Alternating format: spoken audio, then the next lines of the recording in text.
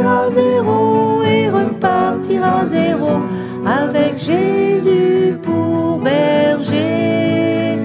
Et repartir à zéro et repartir à zéro avec Jésus pour berger. Tu peux boire de cette eau, source de la pureté, source de la vérité.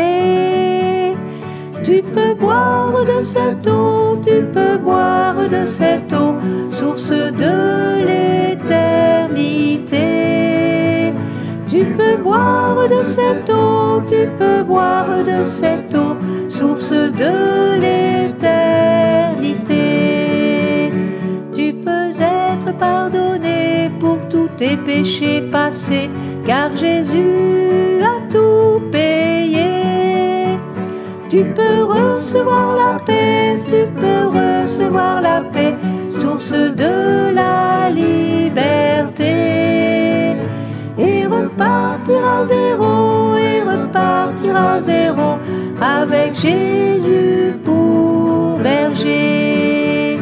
Et repartir à zéro, et repartir à zéro, avec Jésus pour berger.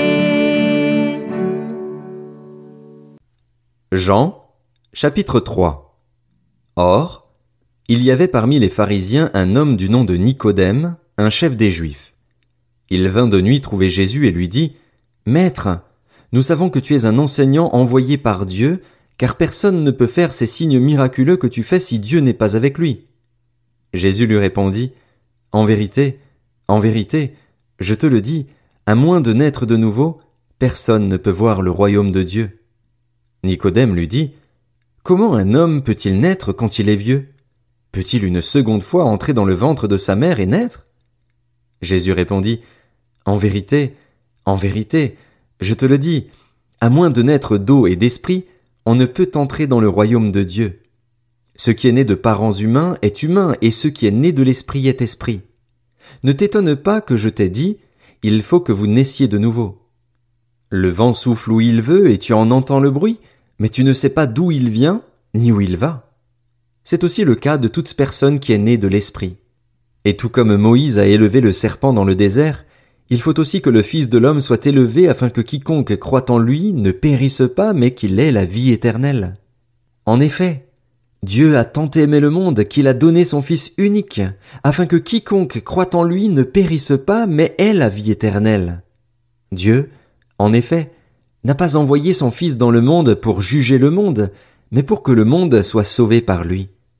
Celui qui croit en lui n'est pas jugé, mais celui qui ne croit pas est déjà jugé parce qu'il n'a pas cru au nom du Fils unique de Dieu.